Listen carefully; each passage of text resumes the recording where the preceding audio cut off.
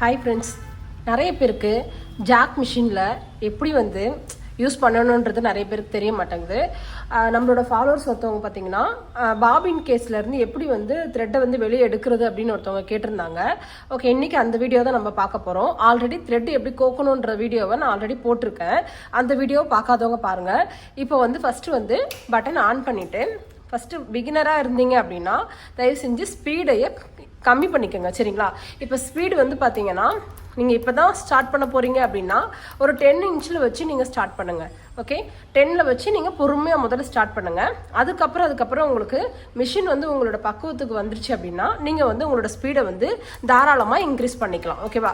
நீங்கள் எவ்வளோ வேணாலும் இன்க்ரீஸ் பண்ணிவிட்டு நீங்கள் ஸ்டிச் பண்ணிக்கலாம். இப்போது ஸ்பீடு பார்த்தீங்கன்னா நீங்கள் பிகினராக இருக்கீங்க அப்படின்னா 10 வச்சுக்கோங்க. ஓகே, 10 வச்சுட்டு அதுக்கப்புறம் இப்போ பாபின் கேஸ்லேருந்து எப்படி த்ரெட் எடுக்கலான்றதை நான் காட்டுறேன். இப்போது இந்த கேஸில் இந்த பாபினை இப்படி இன்சர்ட் பண்ணிவிடுங்க. இன்சர்ட் பண்ணிவிட்டு இந்த த்ரெட் இருக்கு இல்லையா, இந்த த்ரெட்டை எடுத்து இந்த ஹோல்ஸில் இப்படி போட்டுட்டு இப்படி லாக் பண்ணிடணும். லாக் பண்ணிவிட்டு இப்படி வரணும். ஓகேவா? த்ரெட்டை கொஞ்சம் தேவைக்கு ஏற்ற மாதிரி கட் பண்ணிவிட்டு கீழே பாபின் கேஸை இந்த சைடு, அதாவது இது உங்கள் சைடு பார்த்த மாதிரி இருக்கணும்.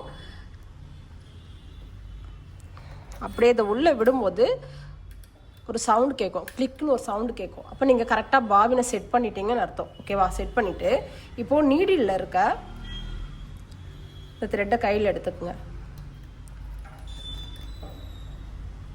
நீடில் இருக்க அந்த த்ரெட்டை கையில் எடுத்துக்கிட்டு இப்போது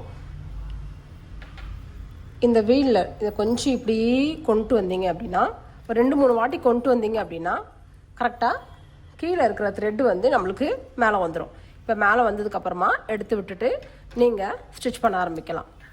ஓகே, தேங்க்யூ.